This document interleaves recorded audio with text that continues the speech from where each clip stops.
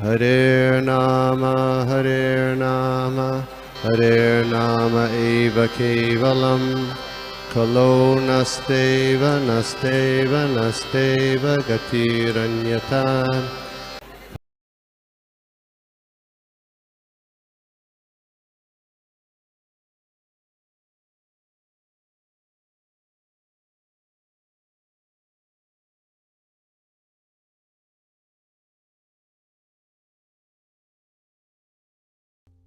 हरे कृष्णा, दंडवत प्रणाम।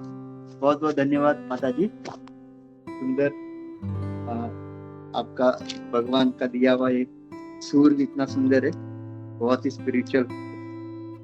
बहुत बहुत धन्यवाद। Thank you so much. Hare Krishna. All goes to Prabhupada, Guru Maharaj.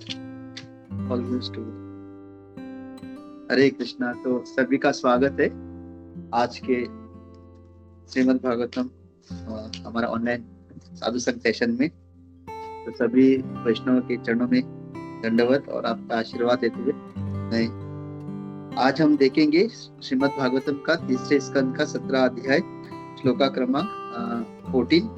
Actually कल रसिक गौरांग प्रभु जी ने बताया कि उन्होंने श्लोका 15 और 16 पे उन्होंने कल चर्चा हुई। तो आज जो है श्लोका नंबर 14 पे हम चर्चा करेंगे।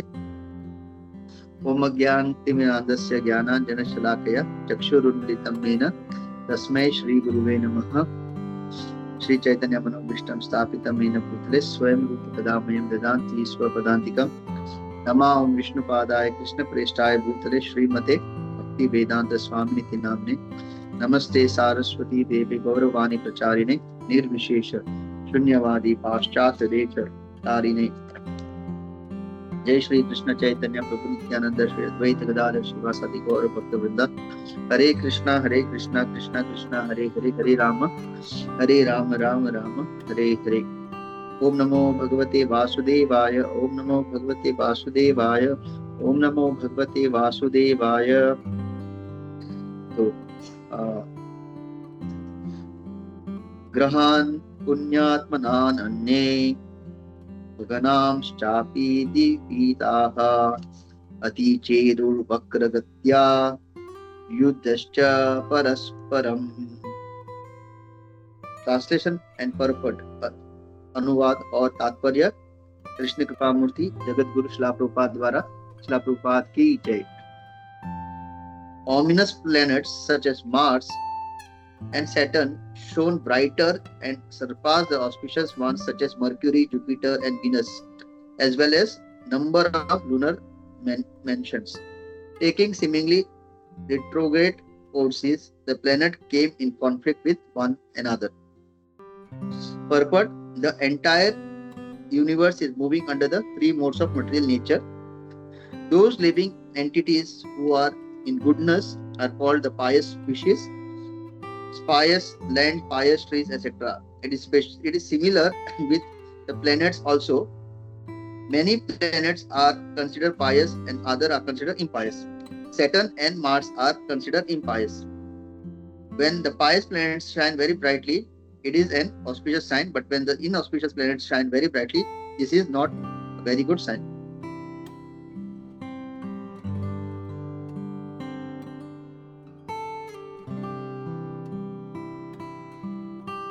मुखं करोति वाचालं पंगुं लंघयते गिरिं यत्कृपात्तम् अहं वन्दे श्रीगुरुदीनतारिणं परमानन्दमाधवं श्री चैतन्य ईश्वरं।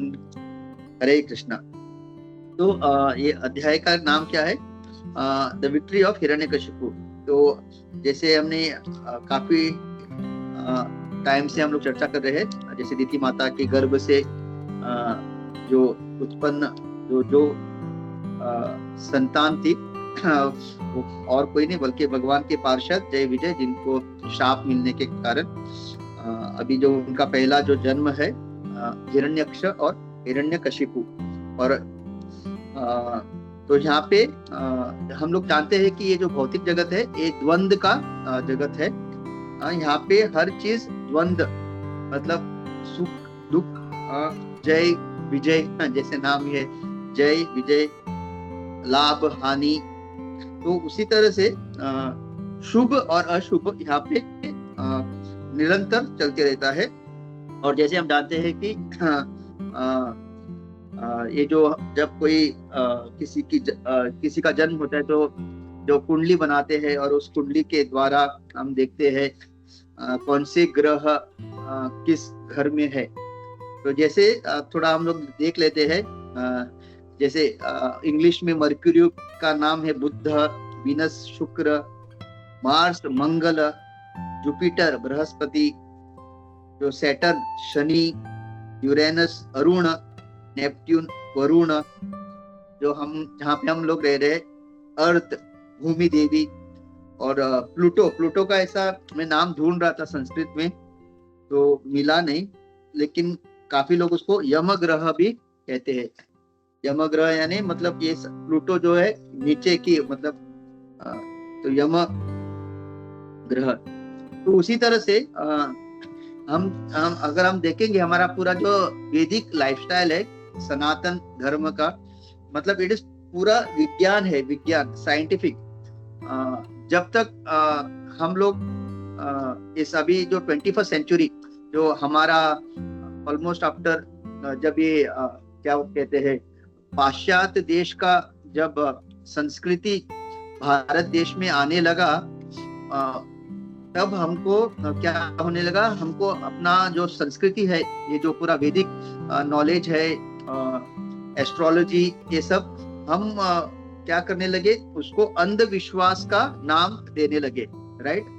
और बहुत सारे मतलब अगर आप देखोगे इंटरनेट में, अगर आप सनातन धर्म से जुड़ा कोई पुराणिक कहानी या कुछ भी आप अगर कुछ उसका शोध लगाना चाहते हो या उसके ऊपर कुछ इंफॉर्मेशन लेना चाहते हो, तो वो एक वर्ड यूज करते हैं, एक शब्द यूज करते हैं जिसको कहते हैं माइथोलॉजी। माइथोलॉजी समझा ना, माइथोलॉजी यानी मिथ से वो आता है माइथोलॉजी। मिथ यानी एक मानसिक धारणा, मतलब उसमें कोई तत्व नहीं है या उसमें कोई सच्चाई नहीं है, केवल एक किसी काल्पनिक, जैसे आप कहते हैं काल्पनिक।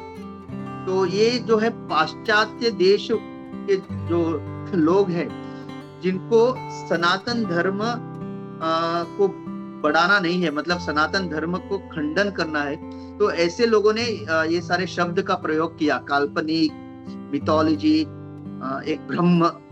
लेकिन अगर हम देखेंगे ये लोग भी आज मतलब ये लोग भी आज उनको पता है कि ये सब ऐसा नहीं है, इसमें बहुत तत्व है, साइंस है।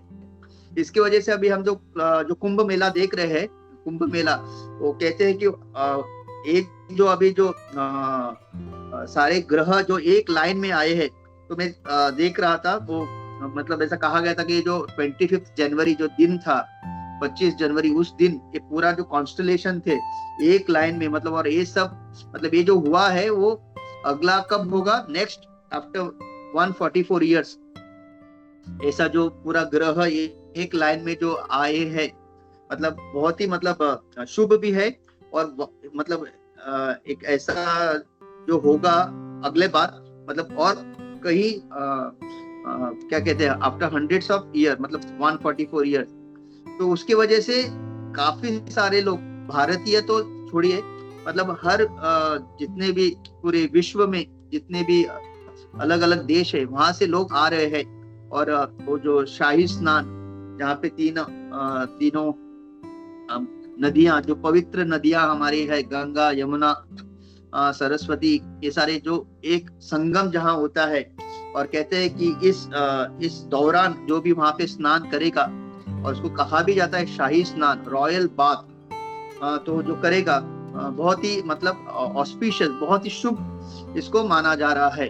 तो ये सारा जो अपना जो वैदिक जो नॉलेज है, ये जो क्या कहते हैं ज्ञान है, बहुत ही तत्व है, उसमें बहुत तत्व है, एंड इट इज साइंटिफिक, ये विज्ञान है। एक ज्ञान जो है विज्ञान है।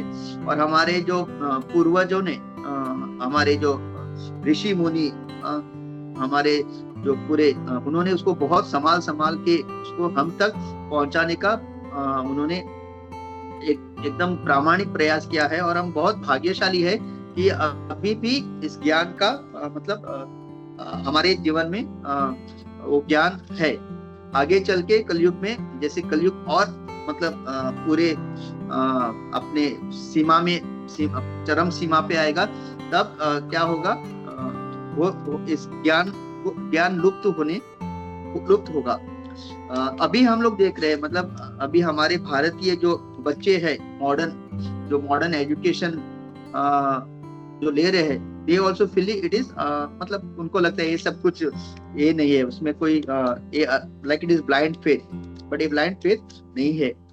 तो यहाँ पे बताया जा रहा है कि जब ऐसे असुर मतलब हिरण्याक्ष हिरण्यकशिपु का जब जन्म होने का जब संकेत, मतलब जन्म हुआ, तो हर जगह मतलब पूरा वातावरण अशुभ वातावरण से भरा हुआ था। मतलब सारे जो संकेत थे वो अशुभ थे। और ऐसे ही हमारा जो वैदिक जो पद्धति चलती है, ऐसे कहा जाता है कि पहले 100 साल पहले भारत में अगर किसी को भारत में अगर 100 साल पहले ऐसा कहा जाता है कि कोई अगर ट्रेवल भी करना चाहता था, तो वो पहले देखता था कि समय सही है कि नहीं।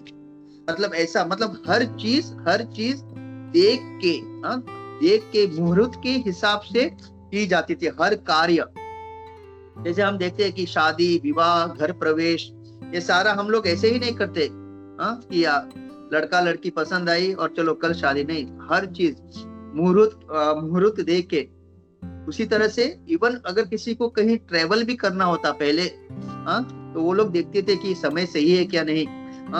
पश्चिम दिशा में अगर हमको प्रवास करना है तो ये मतलब इसका मुहूर्त कब ठीक है। मतलब हर दिशा में भी अगर किसी को ट्रेवल करना होता उसके लिए भी वो मुहूर्त देखते। और इट इज टोटली साइंटिफिक। और यहाँ पे बताया जा रहा है कि ये जो शनि और जो मंगल, अभी देखिए कितना मतलब नाम है मंगल, ग्रह का नाम क्या है, मंगल, लेकिन एक्चुअली ये दोनों माने जाते हैं कि अशुभ ग्रह है। तो हम जानते हैं कि जिसको शनि की साढ़े सती वगैरह लगती है, उनका जीवन में बहुत सारा मतलब कितना दुख आते हैं, शारीरिक स्तर पे, मानसिक स्तर पे, धन के स्तर पे, रिश्तों के स्तर पे। तो और उसी तरह से जो मंगल ग्रह, जैसे इसी से वो शब्द निकलते हैं मांगलिक।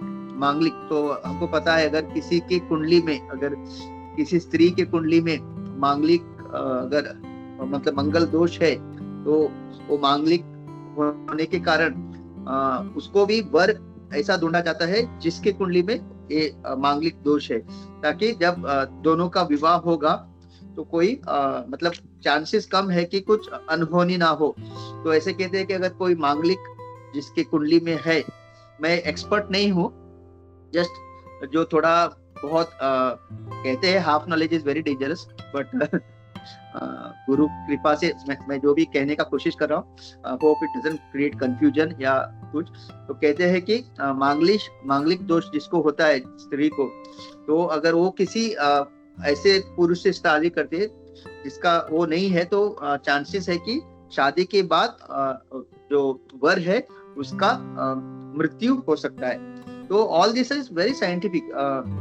आजकल मतलब ये लव मैरिज वगैरह क्यों टिक नहीं पाते, मतलब love at first sight, divorce at first fight ये सब क्यों है? बिकॉज हम लोग ये सारा फॉलो नहीं कर रहे हैं।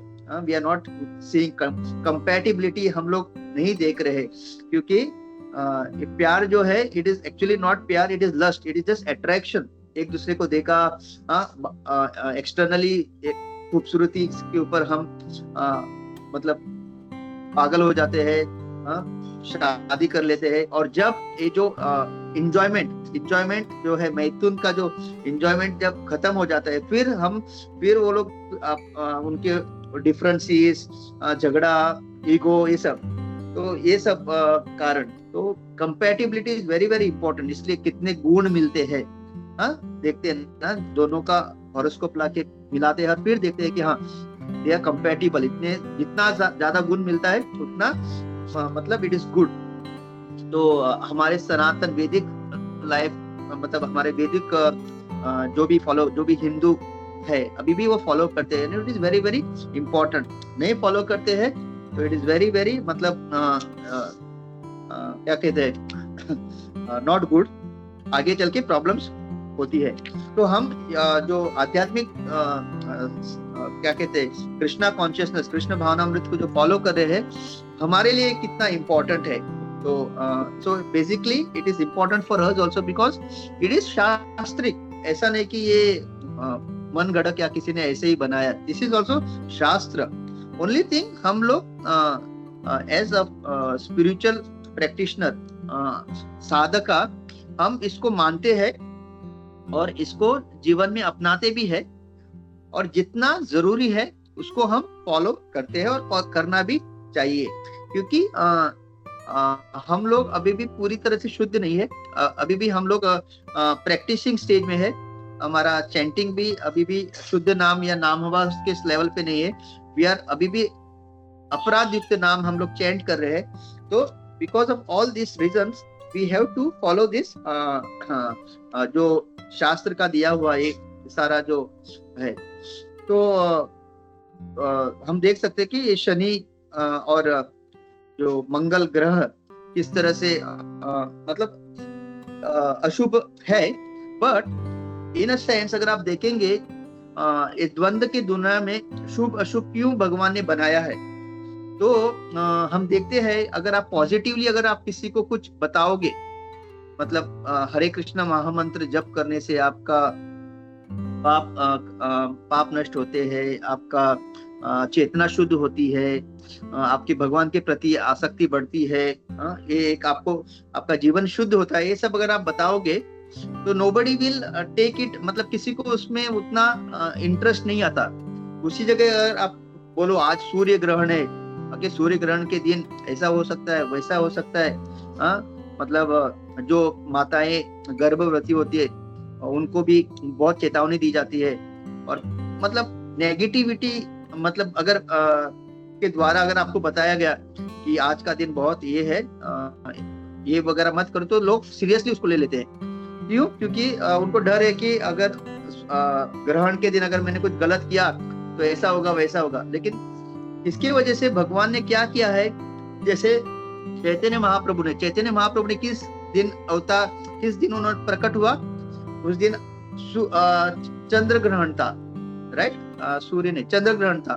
और प्रभुपाद लिखते हैं इंट्रोडक्शन में, तो प्रथा क्या है, जिस दिन चंद्र ग्रहण होती है नॉर्मली सारे जो ब्राह्मण होते हैं, सारे जो जन क्या करते हैं, गंगा में जाके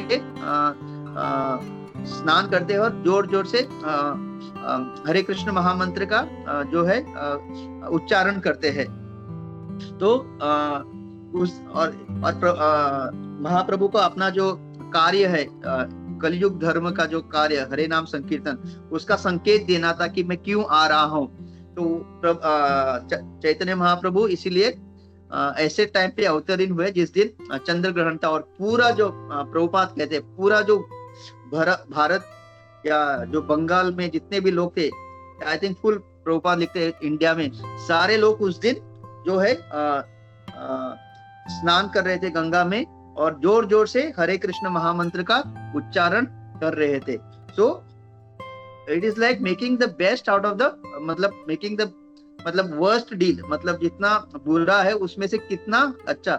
तो भले ही ये अशुभ है, लेकिन वो अशुभ में हम लोग किस तरह से अपना उद्धार कर सकते हैं, इसके बारे में हमको सोचना चाहिए। क्योंकि हम देखते हैं कि जिनके ऊपर शनि दोष होता है या ये सारे दोष होते हैं, उनके जीवन में इतनी कठिनाई आती है कि वो सीरियसली सोचते हैं कि इसको मैं कैसे सुलझाऊं। और ऐसे करते करते करते करते करते किसी ना किसी तरह वो भगवान की भक्ति में जुड़ जाते हैं। एटलीस्ट भगवान की भक्ति में नहीं तो एटलीस्ट देवी देवताओं के आराधना, बिकॉज दैट इज ऑल्सो, क्योंकि देवी देवता भी वैष्णव होने के कारण ऐसी परिस्थितियों में वो इतनी गंभीरता से भक्ति करते हैं। अगर भगवान कृष्ण का अगर उनको सानिध्य मिल जाए तो मतलब ये तो सोने पे सुहागा, मतलब दिस इज द बेस्ट। मतलब ऐसे दुख आने चाहिए, राइट? ऐसे अगर दुख आके, ऐसे दुख के कारण अगर आप भगवान के सानिध्य में आते हो, भक्ति में जुड़ जाते हो, तो आई थिंक शनि दोष नहीं, उसको शनि का मतलब कहना चाहिए कि सबसे बड़ी कृपा है। तो ये सारे दोष कहने के लिए दोष है या अशुभ है, लेकिन इट गिव्स योर मतलब एक आपको एक सही मार्ग ढूंढने का, एक प्रयास करने का आपको एक मौका देती है। क्योंकि अगर हम देखते हैं कि जिनके जीवन में जो अच्छी तरह से जो अपना जीवन जिनका जीवन में मतलब पुण्य कर्मों की वजह से जिनका जीवन अच्छा चल रहा है, धन भी अच्छा है, परिवार अच्छा है, तो वो लोग कभी भी गंभीरता से इंक्वायरी या ऐसा अर्थात तो ब्रह्म जिज्ञासा उनके मन में कभी नहीं आती, क्योंकि उनका जीवन में सब कुछ है, दिया हुआ है ना, पैसा है, धन है, परिवार है। तो ऐसे लोग क्या करते हैं, खाली नाम के लिए मंदिर जाते हैं, चढ़ावा देते वगैरह, क्योंकि दुख कुछ है नहीं मतलब दुख तो हर किसी के जीवन में है, लेकिन उस लेवल का दुख नहीं जिसके कारण वो जिज्ञासा करे कि मैं क्यों इतने दुख, मेरे जीवन में इतने दुख क्यों आ रहे हैं, इतना संकट क्यों है। क्योंकि ऐसे ही लोग एक्चुअली जो है फिर भगवान के पीछे मतलब जाना शुरू करते हैं या फिर शास्त्र में देखना चाहते हैं। नहीं तो नॉर्मल जो लोग हैं दे नेवर टेक टू मतलब भक्ति सीरियसली। तो एक तरह से जब ये शनि दशा वगैरह जब चलती है किसी के जीवन में, that is the time actually एक भगवान की कृपा ही कहना चाहिए, क्योंकि that is the time we become serious in life.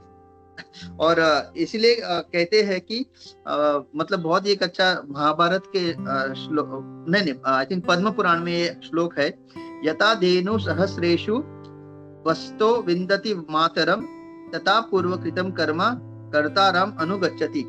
जैसे कि ये जो सारे मतलब नवग्रह के दोष, अपने पूर्व जन्म के जो पाप कर्म के जो हमको भोगना है, इससे कोई बच नहीं सकता।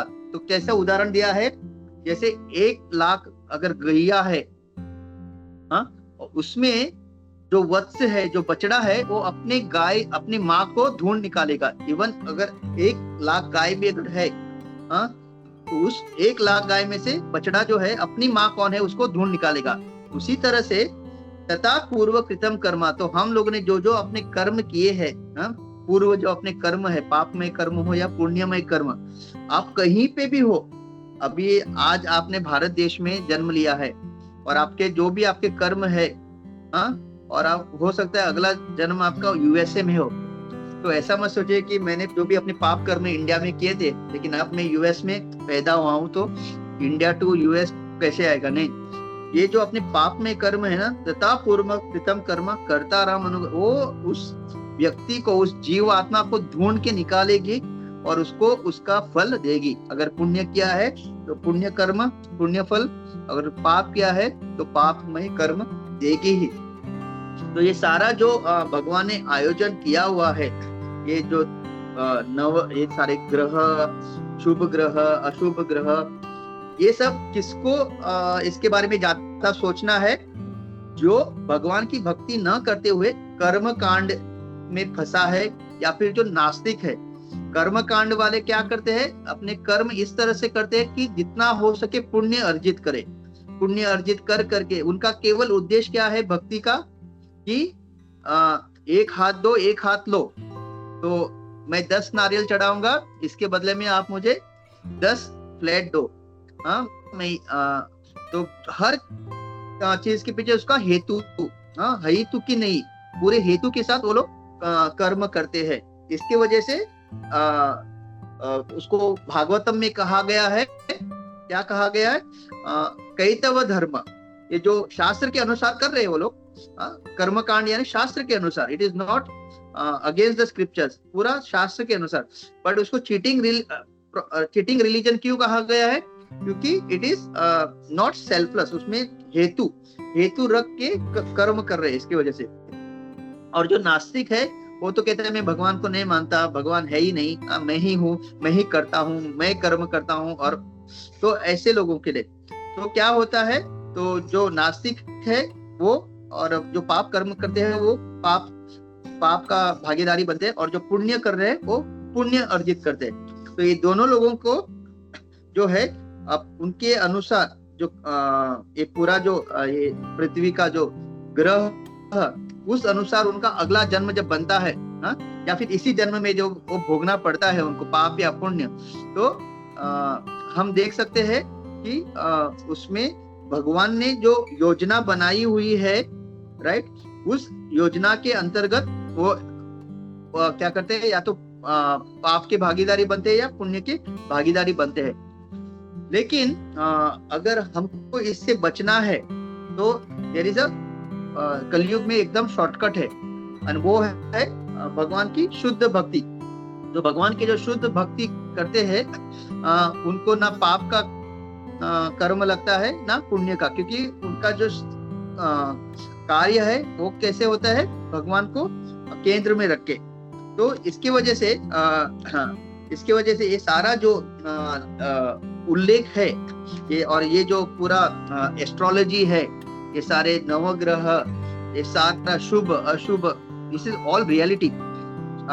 इसमें कोई मतलब दो राय नहीं कि ये सही है कि नहीं। लेकिन भक्त क्या करता है, भक्त उसका क्योंकि ध्येय एक ही है कि अगर मैंने भगवान का शरण लिया है तो भगवान क्या करेंगे, तो भगवान को मैंने शरण लिया है, और जैसे आचार्यों ने कहा गया उस तरह से उसका जीवन वो व्यतीत करता है, उसके कारण वो विचलित नहीं होता।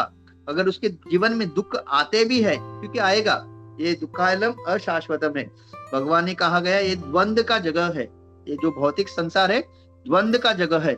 यहाँ कुछ देर के लिए आपको सुख मिलेगा और कुछ देर बाद विपरीत दुख भी मिलेगा। ये भक्तों के लिए भी लागू है। ओके, ये 100% हमको याद रखना है। प्रभुपाद का जो हमको ज्ञान है, इट इज टोटल। जो प्रभुपाद हमको कभी भी आच्छादित नहीं करते आप कृष्ण भक्ति करो और आप हमेशा सुखी रहोगे, नहीं। भगवान श्रीला प्रभुपाद कहते हैं और भागवतम भी कहता है, नारायण परा सर्वे न कुटश्चन बिप्यति स्वर्ग वर्ग नरकेशु समतुल्यार्थ दर्शिना। तो हम भक्तों का क्या होता है, क्योंकि हमको ज्ञान आचार्य एकदम प्योर ज्ञान दे रहे हैं, विदाउट एनी क्या कुछ हमसे छिपाए बिना। वो मतलब कि नहीं आपको दुख बिल्कुल नहीं आएगा, नहीं, दुख भी आएंगे, ओपनली कहते हैं। तो क्या होता है, भक्त because he has the knowledge, ये सारे चीजों से वो विचलित नहीं होता। जैसे कि अभी हमको बताया जा रहा है कि और एक वायरस आने वाला है, तो भक्त क्या है, अभी अगर भगवान ने तय किया है वो वायरस आना है, तो हम लोग कुछ कर सकते हैं क्या? नहीं। तो उसके ऊपर ज्यादा ध्यान देने से अच्छा है क्या कर सकते हैं, अच्छा हम लोग और ज्यादा भक्ति करेंगे, क्या पता इस बार मेरा नंबर आ जाए। तो हम लोग क्या करेंगे, चलो अगर मेरा नंबर आना ही है तो जितना समय मेरे पास बाकी है उसमें मैं और ज्यादा भक्ति क्यों ना करूं। तो इसीलिए ये जो क्या कहते हैं, प्रहलाद महाराज भी कहते हैं ना, सुखाय दुख मोक्षाय संकल्प कर्मिणः सदा आपनोति हया दुखम अनिहाय सुख व्रतः।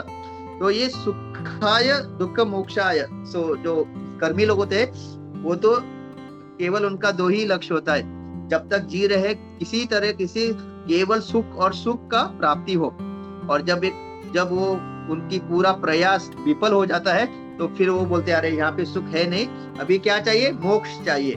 तो उनका पूरा जो एनर्जी है, उनका पूरा जो एनर्जी केवल इसी में लगा रहता है, या तो सुख में जियो, अगर सुख नहीं मिल रहा है यहाँ पे तो फिर मोक्ष। और फिर वो कहते हैं, मतलब ये इतने मूर्ख लोग हैं। और प्रहलाद महाराज तो कहते हैं कि सदा अपनोति हया दुखम। तो जैसे ही हम लोग सुखी बनने का जब प्रयास करते हैं, सुखी बनने का प्रयास करके जब अपना कार्य करना शुरू करते हैं, तभी दुख शुरू होता है। तो इसलिए जो भक्त होते हैं ना, वो किसी चीज का कामना ना करते हुए, बिना किसी without having any desire to be happy और सैड, वो क्या करते हैं, जो मेरे कंट्रोल में है, मेरे कंट्रोल में क्या है वो करते रहते हैं। और वो कार्य करने के बाद उसका जो फल आता है, उसके ऊपर वो क्या करते हैं, ये भगवान का दिया हुआ है। कभी आप किसी के साथ अच्छा करते हो फिर भी आपके साथ बुरा होता है, हाँ, तो वो ये नहीं सोचते कि आज के जमाने में किसी के साथ अच्छा करना ही नहीं चाहिए, ऐसा वगैरह। बिल्कुल ये सब फिलॉसफी जो है ना, वो मूर्ख लोगों का है। जो एक्चुअल भक्त है उनको पता है मुझे अपने प्रारब्ध कर्म के हिसाब से जो कुछ मिलना है मिलेगा, लेकिन क्योंकि अब मैं कृष्ण की भक्ति कर रहा हूँ, भगवान इतना तो टेक केयर करेंगे कि मैं मेरे जीवन में जो भी दुख आना है सुख आना है उसमें मैं और विचलित ना होते हुए या ज्यादा हर्षित ना होते हुए भगवान की शुद्ध भक्ति कैसे करूं। ओके, तो ऐसे तो ये सारा जो अपने ग्रह वगैरह कुंडली, दिस इज ऑल इम्पोर्टेंट, भक्त को देखना चाहिए। इवन जब हम घर लेते हैं या कहीं पे, तो वास्तु देखना, ये सब इम्पोर्टेंट है। क्यों? क्योंकि देखो भक्ति भी करने के लिए ना शांतता बहुत जरूरी है। हाँ, जब हम शांत रहेंगे, जब मन शांत रहेगा, बुद्धि शांत रहेगी, तो हम अच्छी तरह से भक्ति कर सकते हैं। तो अगर ये सारा फॉलो करके एक शांतमय वातावरण अगर हमको मिल सकता है तो क्यों नहीं। क्योंकि वैसे भी मतलब इतना सारा हमको पता है कि हरे कृष्ण महामंत्र का ग्लोरीज पता है, चैतन्य महाप्रभु का ग्लोरी पता है, सब पता है, लेकिन क्योंकि वातावरण जब शांत नहीं होता, बुद्धि जब शांत नहीं होती ना, तो ये नॉलेज होते हुए भी हम स्थिरता से भक्ति नहीं कर पाते। और ये पूरा कली मतलब ये पूरा भौतिक वर्ल्ड, मतलब ये जो भौतिक जगत है, इतना मतलब यहाँ पे क्लेश है, इतना मतलब द्वंद है, और हमारे अनर्थता, ये सारे से हम लड़ते लड़ते लड़ते थक जाते हैं, और उसका परिणाम हमारे भक्ति पे और भक्तिमय जीवन में पड़ता है। अगर जब आपका मन शांत नहीं है, आपका अहंकार या आपका अहंकार की वजह से, इवन आप माला लेके बैठ के जब भी करोगे तो क्या होता है, वो अहंकार आपको मतलब आपका कल किसी के साथ झगड़ा हुआ था या किसी के साथ आपका बन नहीं रहा, इवन भक्तों के साथ, तो वही आपके मन में चलते रहता है। वो किसी ने एक सुंदर लिखा था, मन में अगर बैर है तो मंदिर जाना एक सैर है। मतलब आपका मन शांत नहीं है, मन में पूरा काम क्रोध लोभ आपको एकदम उत्तेजित करे जा रहा है, हाँ, और आप उस तरह से मंदिर अगर जाओगे तो वहां पे केवल एक सैर करके आप आ जाओगे। वहां पे ना भगवान की मूर्ति में आपको मन लगेगा, ना कीर्तन में मन लगेगा। क्यों? क्योंकि अंदर से पूरा उत्तेजित हो रहा है आपका वो काम क्रोध लोभ मोह मद। तो ये सारा जो फॉलो करके अगर हम थोड़ा बहुत क्या कहते हैं शांति मिलेगी, तो आप उस शांत मन से बहुत अच्छी तरह से भक्ति कर सकते हैं। इसलिए भगवान कहते हैं ना, नास्ति बुद्धि अयुक्तस्य ना युक्तस्य भावना न भावते शांति अशांतस्य कुत सुखम। तो मतलब नास्ति बुद्धि अयुक्तस्य, तो आपकी बुद्धि अगर भगवान में युक्त नहीं, न युक्तस्य भावना न भावते शांति अशांतस्य कुत सुखम। सो भगवान एक सुंदर एक एनोलॉजी, मतलब तो पहला क्या है, बुद्धि, तो हमारी बुद्धि शांत रहनी चाहिए। तो उसकी वजह से उसको शांत रखने के लिए, ताकि भगवान की भक्ति अच्छे से करे, तो अगर हम ये सारा जो हमारे शास्त्र में दिए गए ये सारा सर्टेन थिंग्स अगर फॉलो करेंगे, लेकिन हम अपना पूरा दिमाग उसमें नहीं लगाएंगे। ऐसा नहीं कि पूरा 24 आवर्स ग्रह चेक करने में, ये वो नहीं, जो बेसिक जो है उसको फॉलो करेंगे, ताकि हमारा कृष्ण भावनामृत का जो प्रोसेस हम शांति से फॉलो कर सके। और उसी तरह से राहु केतु का हमको पता है, तो ये भी मतलब दो जो समुद्र मंथन के समय एक राक्षस था, जो जब मोहिनी मूर्ति आती है अमृत लेके, तो सारे राक्षस जो है असुर जो है भगवान का उस मोहिनी मूर्ति का जो इतना सुंदर भगवान का जो दृश्य देख के मोहित हो जाते हैं, वो अमृत को भूल जाते हैं और वो उनके पीछे लग जाते हैं। लेकिन उसमें से एक जो असुर है वो थोड़ा क्या करता है, अरे ये तो हमको उल्लू बना रहे हैं, ये देवी, ये पूरा जो अमृत है देवी देवताओं को पिला रहे। तो वो क्या करता है, देवी देवता का एक क्या करता है, रूप लेके सूर्य और चंद्र के बीच में खड़ा हो जाता है। और वो सूर्य चंद्र को जब पता चलता है कि ये देवी देवता नहीं है, सुर नहीं है, असुर है, वो भगवान विष्णु को बता देते हैं। और फिर विष्णु जो है उनका सर और धड़ अलग कर देता है, क्योंकि 2 बूंद जो है वो पिला देते हैं, और तब वो लोग संकेत करते हैं कि ये असुर है। तो भगवान इमीडिएटली अपने सुदर्शन से, और वो अभी भी बदला लेने के लिए, वो जो ऐसे कहते हैं कि जो सर है वो राहु बना, और वो जो सर और उसका जो देह है वो केतु बना। तो क्योंकि सूर्य और चंद्र ने संकेत किया था भगवान विष्णु को कि ये असुर है, तो वो अभी भी बदला लेने के लिए जो ये सूर्य ग्रहण और चंद्र ग्रहण जो होते रहता है, तो वो लोग अभी भी बदला लेने के मूड में है। तो उसकी वजह से सूर्य ग्रहण और चंद्र ग्रहण का जो होते रहता है, इसके वजह से है। तो ये सारा जो हिरण्यकशिपु और हिरण्यकशिपु का जब जन्म हो रहा था, तो ये सारे संकेत थे। तो हमारे भी जीवन में आगे आगे जब कलयुग बढ़ते जाएगा, केवल और केवल अशुभ संकेत बढ़ते रहेंगे। तो हम लोगों को जितना हो सके भक्तिमय जीवन, भक्तिमय वातावरण में भक्ति करके यहाँ से निकलने का प्रयास करना चाहिए। सबसे इम्पोर्टेंट, निकलने से ज्यादा भगवान को संतुष्ट करने का प्रयास करना चाहिए, क्योंकि जब हम भगवान को संतुष्ट करेंगे तो भगवान इतना तो हमको 100% गारंटी है कि कलयुग का प्रभाव कितना भी क्यों ना हो, जो भगवान के शुद्ध भक्त होते हैं वो हर स्थिति में आनंदमय रहेंगे। तो भक्ति एक इतना पावरफुल चीज है। तो आगे चल के कलयुग का प्रभाव बहुत बहुत खतरनाक होने वाला है। श्रीमद् भागवतम में बताया गया है केवल अशुभ ही लक्षण रहेंगे, और उस वक्त भी अगर भगवान की कृपा से अगर हमको यहाँ पे रहना पड़े भक्ति करते हुए, तो क्योंकि हम भगवान की भक्ति कर रहे हैं, we will be taken care. तो भगवान भक्त का यही रहता है, भक्त भगवान से कोई अपेक्षा नहीं रखता। आप कहीं पे भी मुझे रखो, मारो भी राखो भी जो इच्छा तुम्हारा, नित्य दास प्रति तुआ अधिकार। तो वो भगवान को नहीं कहता कि भगवान कि कलयुग आगे चल के बहुत ही खतरनाक होने वाला है तो मुझे यहाँ से निकालो, वो ये नहीं कहता। भगवान अगर आपको लगता है कि मुझे यहाँ पे रहना है अनंत काल के लिए, आप मुझे यही रखो, लेकिन आपकी भक्ति में रखो, आपके चरणों में रखो, आपके शुद्ध भक्तों के चरणों में रखो, और कुछ उनकी अपेक्षा नहीं है। तो जहाँ पे भी भगवान के चरण और भक्तों के चरण है, वही हमारे लिए हमारे धाम है। तो ये कह के मैं रुकता हूँ। हरे कृष्णा, चरण प्रणाम।